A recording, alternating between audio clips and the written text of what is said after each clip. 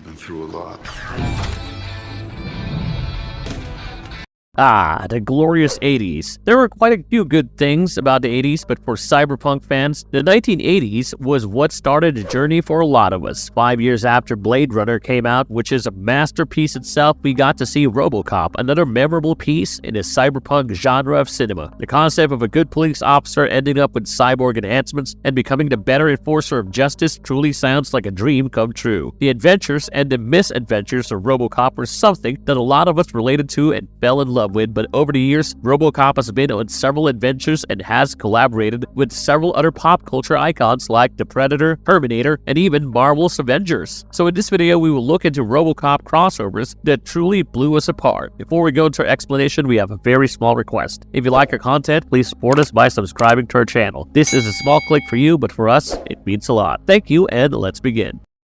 RoboCop takes on the Terminator in an epic showdown. In a comic issue titled RoboCop vs. the Terminator, we get to see the epic showdown between Alex Murphy and a Terminator who came from the future to kill him off. The story starts when we see this young woman fighting off the Skynet junks, as she puts it aptly, while trying to figure out who began the whole thing, which led to the machines growing a mind of their own. Doing a manual override, she figured out it was Alex Murphy, our very own RoboCop. Fleeing from the robots who were attacking her, she jumped into a time machine to travel to where it all began and finished everything before it even started. At first, she drops by the Murphy household and is shocked to hear that Alex is dead, but she could not understand it because Alex had to be alive. Otherwise, her future would make no sense. What she did not know was that Alex's wife had no idea what had become of her husband. Alex was out saving people from danger because there was only one thing that actively affected him, and that was his sense of duty. However, when she comes face to face with Alex, before she can shoot him, someone else shoots her. The assistant is someone RoboCop has never met before. It was a man with a red robotic eye. It is clear that when the robots realized that the soldier had met with RoboCop to secure their future, they sent the Terminator to kill her and make sure Alex Murphy lived long enough to be connected with his Skynet. Once the soldier, who we learn is Florence, wakes up from the injuries she sustained, she learns from Dr. Lazarus about RoboCop's current war against the Terminators with his N-209s. The first battle ended in a victory for RoboCop because defeating the Terminators became a piece of cake once Flo joined in. RoboCop knew that he was the reason why Skynet ended up this way in the first place. Feeling extremely guilty about a future that is yet to happen, RoboCop tries to commit suicide. However, that plan is foiled when Skynet sends 2 more Terminators from the future. They're here to prevent Alex Murphy's death, and they succeed in doing so by killing Flo and Marie. They decapitated Alex Murphy and joined his conscious head to the Skynet. The moment that happened, Alex decided that he would rather be on the run for the rest of his life until an opportunity provided itself for him to get a new body. He kept copying his mind and staying a step ahead while they kept trying to erase him. Finally, figuring out a small security flaw in the Skynet system, he used it to his advantage and got himself a new body. He met with Flo from his timeline and took her suggestion, and he made several copies of himself. When he was done, he had an army of RoboCops that had one goal: to eradicate Skynet. However, the fight was extremely brutal. Although RoboCop won even after having induced hallucinations, he lost Flo, who died in his arms. Not wanting this to be the set future, RoboCop goes further back in time and gets rid of Skynet from ever existing. This leads to RoboCop seeing Flo waking up in a garden in a world that was not ravaged by war before disappearing completely. When we see RoboCop again, that is the RoboCop in the same timeline, and he feels this peace that he had not felt in a while as he retires into the Detroit police headquarters for the night. We see the future where another Terminator is being sent to kill RoboCop and prevent this future of Skynet. However, the Terminator ends up in the Mesozoic era and gets killed by dinosaurs.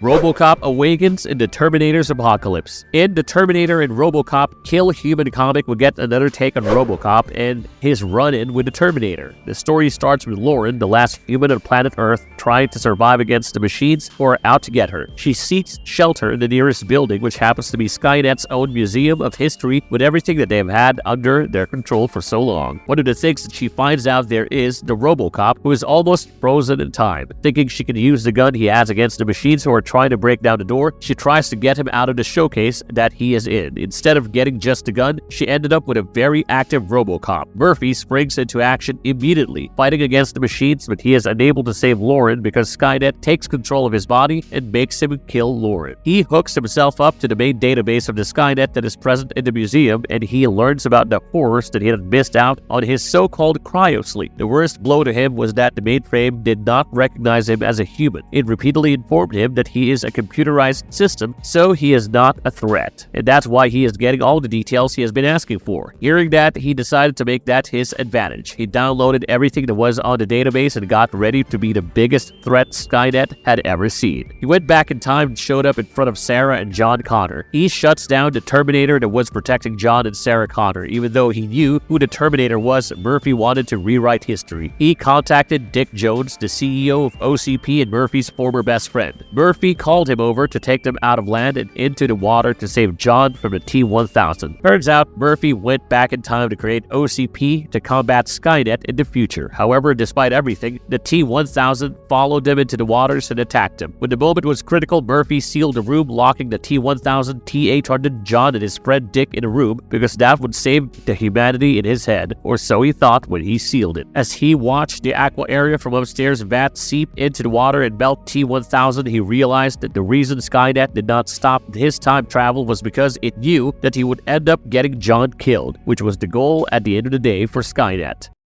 The unforgettable encounter of RoboCop and She-Hulk. In the 5th issue of every comic book, you get to meet one of the significant villains of the comic series you're following. When it came to She-Hulk, she got to meet her villain all right. The issue starts with She-Hulk being extremely relatable and lying on her couch, surfing the TV for a preferred TV show to watch. Soon, she heard a bong, and before she knew it, she found herself transported into a dense forest. Before she could figure out where she was, she heard someone asking for help. When she ran towards the sound, she found a little boy climbing up a tree to protect himself from a dinosaur. So She-Hulk sprung into action and grabbed onto the dinosaur's tail so that she could hold the dinosaur back. She quickly flung the dinosaur away like a Raggedy Ann doll to protect herself and the boy. Together, they started to figure out what was happening. They noticed that both of them ended up in the Stonestein universe because they were on the channel when the bong went off. Turns out the mastermind behind this whole situation is Mr. Bong, who figured out a way to pull people into the TV universe with the help of his technology. Every time his bong is sounded, the person will end up in the universe of the show that they had on. While She-Hulk and the kid traveled through the different worlds using her remote as a guide, they came across RoboCop. The child was super excited to see RoboCop because he was not expecting to run into him, but the same cannot be said about She-Hulk because She-Hulk was not sure how to approach the cyborg. When she did, the cyborg saw her as a threat and suddenly destroyed the remote that she had on her, seeing it as a threat which understandably trapped She-Hulk with RoboCop in that world. That was until she finally figured out who was behind all of this, that is Mr. Bong, and figured out a whole way to get out of this. But that's the story for another video. This was the first time She-Hulk met RoboCop, and she insisted on calling him Robot Cop, which is very cute in its own way. They did not engage in more than that brief conversation. Their dynamic would indeed be quite flavorful owing to how they are.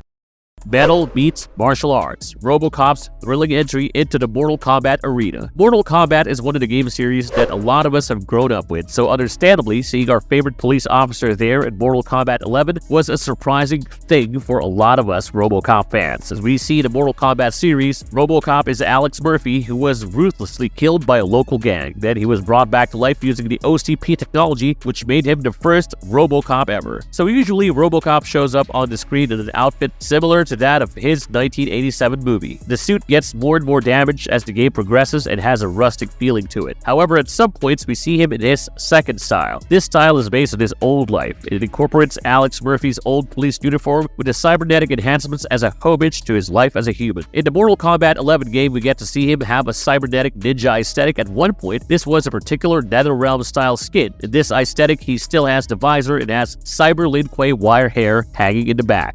Dark Horse comic stories of RoboCop. In this case of comic book issues, we see RoboCop in the Dark Horse universe, the universe where Predator belongs. So according to this timeline of the stories, RoboCop and the Predators coexist. In the issues of the comic, we see that RoboCop has to do his daily jobs. In the city of Detroit, looting is common. One man kept getting his store robbed, which led to him calling the police about it. The person who showed up to the rescue, it was RoboCop, of course. RoboCop tries to talk to the thief, who happens to be a little girl, but soon he noticed that there were adults around as well. well. As he tried to understand what was happening, a lady shot at his arm with his shotgun. With him distracted, the robbers and the lady, who is definitely an accomplice, get in a truck and try to run over RoboCop. They take their truck and back onto RoboCop and the TV store that Mr. Tucker owned. The reason that they were willing to do this was because they were sure that RoboCop was not going to shoot at them, but they were proved to be wrong because even when he was sandwiched between the wall and the truck, RoboCop shot at the assailants and ended up killing the female accomplice of the team. This made it obvious to the remaining team members that RoboCop was not someone they could take as an easy target. However, one team member felt otherwise. He shoved up with a gun and decided to shoot at RoboCop in the hopes he would hit him in his human parts. When the gun ran empty, RoboCop made sure to get all of these people arrested. However, Mr. Tucker was not happy with everything. Now that the thieves were taken away, he would not have issues with his products going missing. However, the damage done to his establishment was quite heavy, and he felt like RoboCop was the one to blame for all of that. This struck a chord in RoboCop because he had been called a monster before, but never by a citizen whom he promised to serve and protect. As Alex did not return to the police headquarters, Dr. Lazarus, who was working on new improvements for RoboCop, decided to go out and look for him. She found him on the pier, looking depressed. When Alex explained how he felt, it was clear that the words Mr. Tucker had said and his ability to stay standing after being shot 100 times and being run over truly made him feel like a monster. Dr. Lazarus comforted him, saying that a monster does not do the things that he did, and while that cheered him enough to go home, Mr. Tucker, on the other side, was rallying up a crowd against RoboCop because he saw RoboCop as the biggest threat. Mad Magazine spoof. Mad Magazine is a popular spoof magazine. They criticize any and every pop culture event with perfect amounts of satire, making it one of the best things to read whenever you're feeling down. We get to see Mad Magazine's take on RoboCop in issues 277 and 298. In both of these magazines, over the span of a mere 5 pages per each issue, the artists have truly brought light to a lot of issues in RoboCop that you and I may have overlooked. Like, for example, how does he use the bathroom? What is the one emotion that he has that drives him, etc.? You get the drift. The best little running gag in the whole magazine is every time RoboCop is mentioned, his name gets changed. First, it was RoboCrap, then it was RoboCroc, and then it was RoboFlop. The way the magazine portrays society is such a refreshing yet comical take on everything. While Mad Magazine approached spoofing in a panel-wise manner, Crack Magazine decided to spoof all the tropes you want to see in the movie. In issue 233 of Crack Magazine, we see the spoof version of the whole movie. They criticized every aspect of the movie from start to finish, and here, RoboCop eaves less like RoboCop and more like a quirky, robotic version of Deadpool. It is a funny read and a different take on RoboCop as a character that fans of RoboCop might find enjoyable if they like criticisms of movie tropes. Comic book cameos of RoboCop. But other than so many mentionable appearances and crossovers, there have been other occasions where we get to see RoboCop for a panel. In the 344th issue of The Incredible Hulk, RoboCop shows up for one panel. Similarly, in the Mad Batman Spectacular, RoboCop shows up for one panel where the police chief instructs him to shoot to miss as opposed to shoot to kill because they are extremely early in the movie.